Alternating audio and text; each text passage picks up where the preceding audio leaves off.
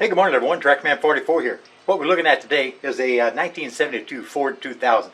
I got in a situation to where I need to get the buzzsaw, one of the buzzsaws, mounted on the rear of this tractor here. What we're going to do, we're going to talk a little bit about how older tractors, they were kind of meant with a tremendous longevity in mind. They weren't meant to be used for a couple of years, discarded, and then replaced. Consequently, many of the manufacturers would have parts that would interchange from model to model, and especially from year to year, especially with the main componentry of the tractors, drawbars and all that kind of stuff, three-point equipment, things like that, some cast housings and stuff, you know. But what we're going to look at is I've got about a 1955 Ford 800 that I had a catastrophic failure with here a couple years ago or so. Shaft broke off a water pump, sent a fan blade and the front part of the water pump through the radiator, so it's down for the count for a while until I get some replacement parts. But I have the right angle drive on the back of that, and it happens to be a Ferguson right angle drive, so it's missing the little component on the back end to where the typical three-point buzzsaw actually attached to. This one does not have that. I'm going to go ahead and take that off of that 800, and we're going to see how closely, if not exactly, it'll bolt up to this 1972 Ford 2000. So that's about 17 years difference in age, and it's an entirely different series of tractors. This is a 2000, which is physically a much smaller tractor than the Ford 800. Ford 800 had 172 cubic inch four-cylinder overhead valve, and this guy here is somewhere around 134 or something like that, maybe three-cylinder. I really don't know. I'd have to look it up. But anyway, we're going to go ahead and pull this stuff off of here and take the right angle drive off that 800. And we're going to see if it's going to interchange. And if you guys go back in the archives, you'll see the last time I had this tractor in this position, what I was doing is I was adapting this Massey Harris drawbar to here, because the replacement drawbar quoted from the Ford dealer was just astronomical. I think my son said, I thought he said $500 or something like that. Well, I ain't going to cut it, you know. So this is a Massey Harris drawbar off of a Massey Harris 30, I think, if I remember right. But anyway, let's get to it, guys. Now here's the Ferguson right angle drive assembly I got off of that 800 Ford, and like I said, this one is typically missing that little prong up here on the top that attaches to your A-frame on the Dearborn or the Ferguson buzzsaws. That's why I converted the ones that I had, because I did not have a right angle drive that has that, so I converted them for a standard 3-point by making my own A-frames and doing away with the factory one that was on the original buzzsaws. But if you take a look here, you can see I've got an adapter in here. This guy here is an 1 3/8 spline, as a great percentage of them are. Some of them are a 1 1/8 spline. I've got me an adapter here that goes from the 1 1/8 to the 1 3/8. Okay, and they make multiple kinds of adapters. They make an actual flush adapter that's literally this long, and it's just little thin material that slips right inside here and actually remains flush right here with that surface. And when that's the case, you can go ahead and adapt this or just bolt this right onto those studs sticking out of the back end of the Ford that go around the power takeoff shaft, and you don't have to do anything to it. Well, I had 2 of those, and I broke those over the years, and so because they really break real easily, and then these things just fall apart. You have to pick them out with a pick, and if you have to reuse them, you have to put grease on them and stick them back in and hold them very gently into position while you slip the assembly on. So I much prefer using this guy here, which is much more substantial, but it's also longer. So if you see how much longer it is, you'll realize that I have to actually push this out that much distance so that it can physically not constrain the functions of inside this inside the gearbox, but at the same time be at the same distance, you know, where I can actually bolt it to the back end of the housing and work the way it's supposed to. I don't know if this one, if the Ford 2000 is going to have the 1 3/8 or if it's going to have an 1 1/8. Regardless, I'll be able to figure out something, I think, to adapt. Now, this is pretty much a standard 4-bolt flange on all of your 8-ins, 9-ins, 2-ins, and even all the way up to 600, 641s, 800s, and that series of tractors. But I just don't know yet until I take this 2000 apart. Because like I say, it's 17 years newer. So we're going to find out. Now, before we get into what we have to take off in order to bolt that on, which incidentally happens to be these 4 bolts right here that hold the stabilizing chains in place, we have to take off the overrunning clutch. Now, the overrunning clutch typically is going to have a grease fitting on one side, and the opposite side should have a plug in it. If you're, well, lucky or unlucky, as in this case, there's no plug in it at all. And what you have to do is you have to loosen this, which I just did, and go ahead and pull this guy out. And when you pull it out, you look down inside there, you can see there's a pin. typically it's a roll pin, and it's going to be a 5/16. So what you can do, because these things are always going to be worn, use a slightly smaller. This is going to be a 1/4 inch pin punch that we're going to use.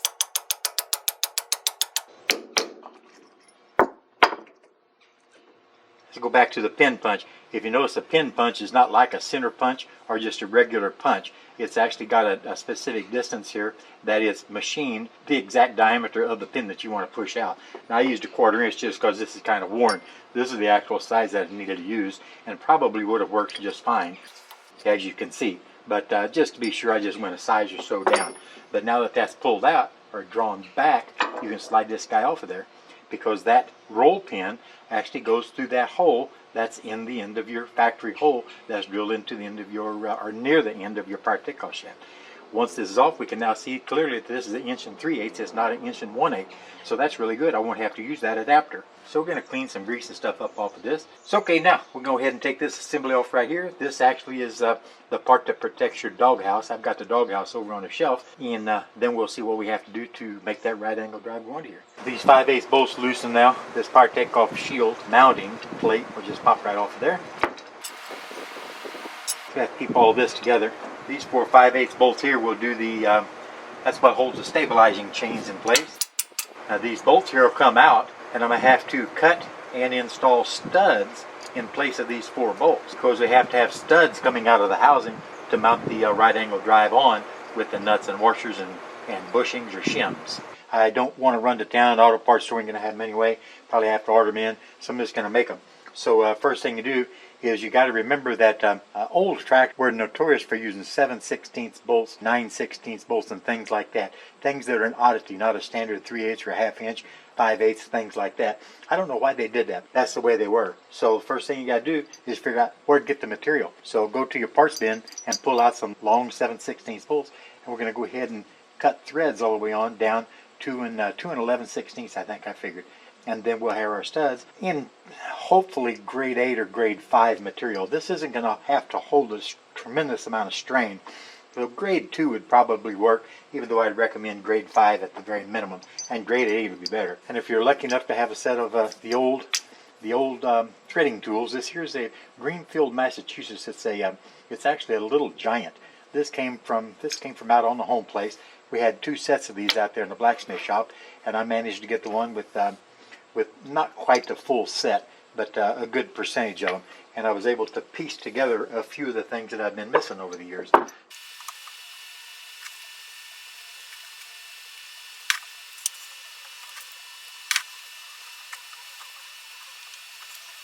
While our studs are in place, I got anti-seize on them and threaded into the cast housing.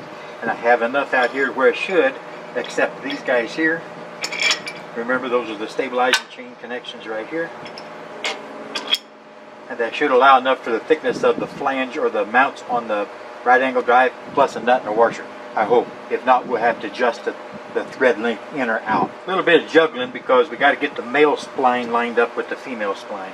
There, I got her lined up and she's ready to go. And I just recalled something on the 800. I had to leave this stabilizing arm off of the left hand side because it interferes with the pulley. So I have to pull this back off and pull that off of there. But as you can see, we have plenty of room for the nut and the washer. So all the way around, so we should be in good shape. Oh man, that thing is heavy. Excellent. Now we got to go ahead and put our lock washers and our nuts on there, and we'll be in good shape. Well, I guess you could tell this was kind of bulky and cumbersome, because if you rotate the pulley or whatever, the female portion of the part takeoff drive actually misses the doggone splined part takeoff shaft coming out, so it's kind of awkward to put on. But once you get everything lined up, this thing worked absolutely perfectly. The only thing, and identical to the 800 Ford, the left side stabilizing chain cannot be hooked up. But anyway, everything is connected up, everything is back in exactly where it needs to go, and we still have access to our draw bar. So I'm going to go dig out the 3-point buzzsaw and go ahead and hook this thing up and see what we got to do to make sure it's going to work. So the answer is yes, a Massey Ferguson component will fit on Ford tractors with 18 years or 17 years difference of age, from 1955 to 1972. Well guys, like I said in the beginning part of the video, the older tractor manufacturers, or the manufacturer of older tractors, had a different thought process about keeping these tractors in the field. That's why they came up with the concept of having so many components that would interchange from model to model, or maintaining a whole lot of the same characteristics so that some of the components within the same model line would interchange for many, many years. Now, the 2000 Ford is an entirely different tractor than an 800 Ford.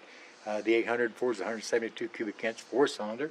It's got the 5-speed vertical neutral transmission.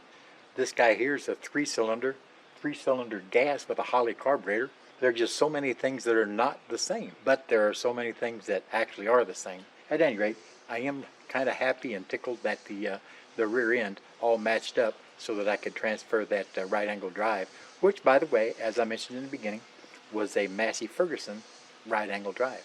And it fits perfectly onto the 2N, 8N, 9N series and the 1000 series and the 100 series of Fords, which is really pretty doggone cool. You kind of got to admire that about the old manufacturers and the old ways of doing business. So hey, that's all there is to this one here, and I will go ahead and come back and do another video whenever I get the buzzsaw hooked up and see if we have to do any changes with the belting or whatever, and continue on at that point with a completely separate video. So for now, guys, this is TractorMan 44, and I'm out of here.